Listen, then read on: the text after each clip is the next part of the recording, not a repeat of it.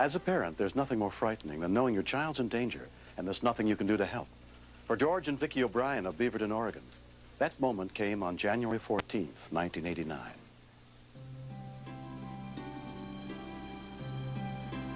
The O'Briens' oldest daughter had to cancel her babysitting job at the last minute, but their middle daughter, 10-year-old Kelly, offered to fill in.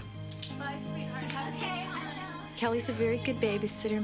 We've always felt very comfortable with the job that she would do. And it was in the afternoon, too, and we didn't feel any alarm or worry about sending her out. Mary Willis picked up Kelly and drove her the 3 miles to the Willis' house.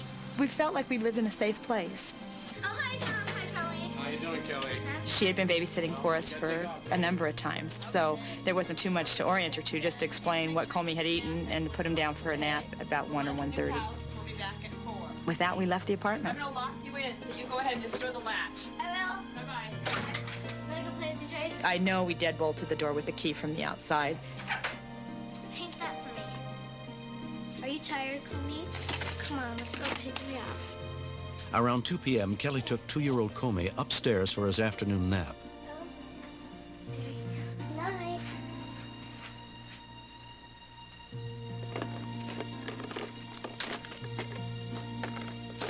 Sheriff's Deputy Dwayne Fuquay recalls what happened next. Apparently an individual had driven up in front of the duplex looking at a young girl that was inside the duplex. I believe she was 10 years old.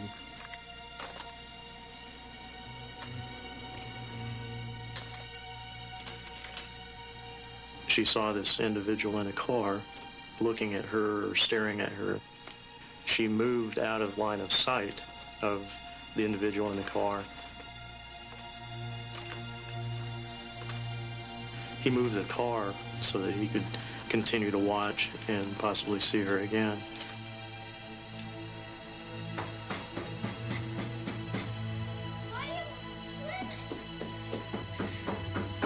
At about the same time that this was happening out front, someone was knocking, another unknown, knocking on the back door or a back window of the duplex.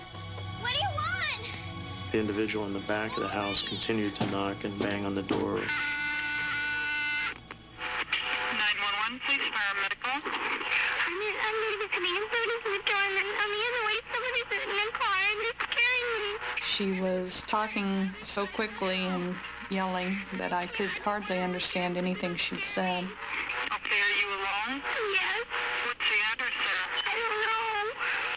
Okay, hold on.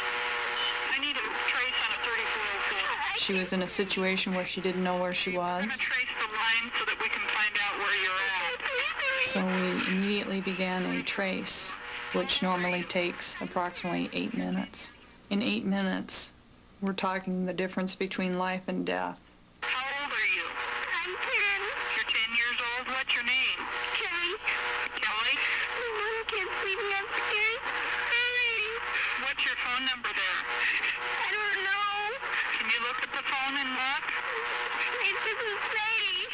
She didn't have information enough for me to start police over there. Kelly, what is in the house that's scaring you? There's somebody outside knocking at the door and then on the other side somebody's in the car and they're looking at me. Someone's looking at you? Yes? Okay, Kelly, can you look around and find a piece of mail with your address on it? There isn't one. She didn't know the phone number. She didn't know the address. She was in between a rock and a hard spot, and she was looking for help. Where are your parents, Kelly? Somebody I don't know. I mean, I know him, but...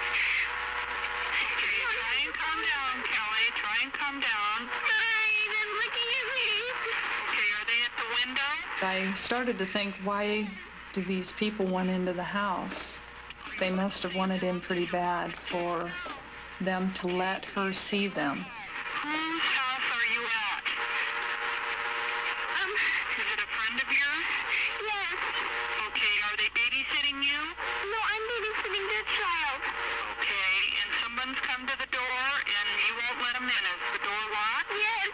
I felt that they were there to possibly kidnap the child that was upstairs, or possibly do harm to kill her. Kelly, do you know the address where your parents are? Yeah, but I'm babysitting for somebody number? 649. 60. Okay, stay. Hold on, Kelly. On your cover. Tell the parents that your daughter's babysitter. You need to know the address where they're at. We realized that possibly we might be able to help her faster if we called her parents. Dispatcher Terry Schroeder hoped Kelly's parents would know the address of the house she was at. It's 911. You never think that something will happen to your own family. We need the address where she's at. Kelly. Okay, we're on the line with your dad now. Somebody's trying to break into the house. I panicked.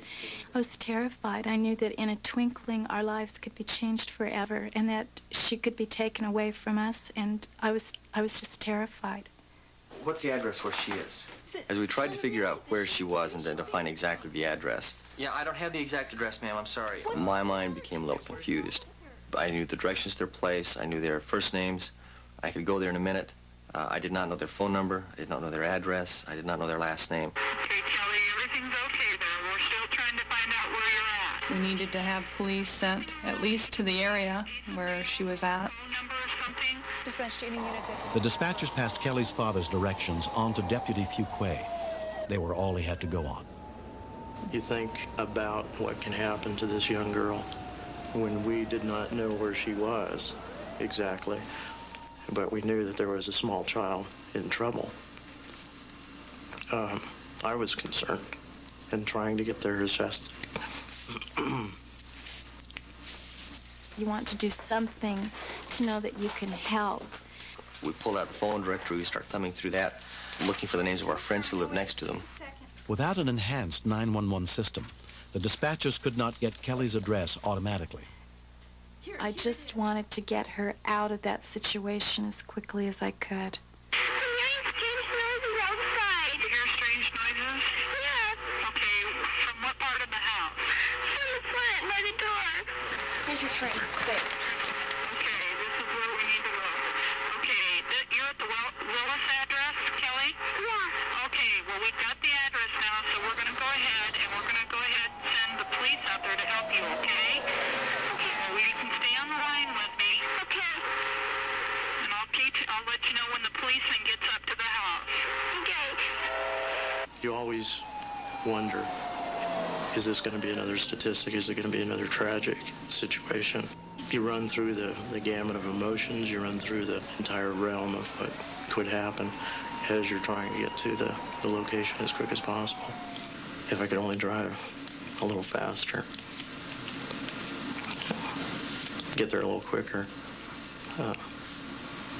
maybe I'd be able to help a little more. Is he still out there? The man in the car isn't, but I think the guy at the door is because it keeps on knocking. Did you tell him to go away? Yes, I said, please go away, you're scaring me. And he kept on knocking. I just saw the police car. Okay, you see the police car? Yes. Okay, calm down, Kelly. Okay, stay on the line. I'll tell you when to go to the door, all right? Yeah, I just drove right by the back where the car used to be. Where the car used to be. The car's gone now? Yeah, the car's gone, but the man it sounds like there's still somebody there, but I'm not Sounds sure. like somebody still might be out front. Not finding the suspect vehicle, we did an area check. The scene was safe and secure. Let's check the door knock again. Okay, Kelly? Kelly? Yeah? You can go to the door. It's the policeman, okay? Okay. Go ahead and go. I'll stay on the phone for you.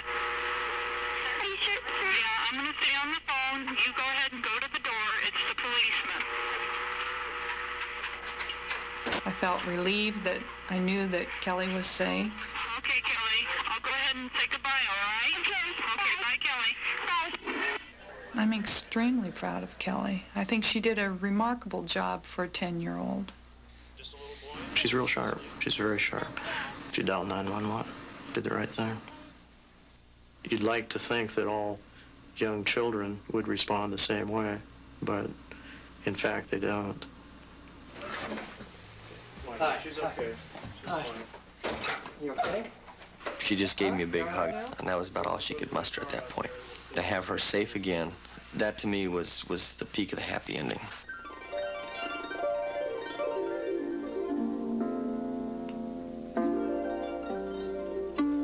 think that without Kellyanne, our lives would have been very much different. She's a very special, bright spot in our lives.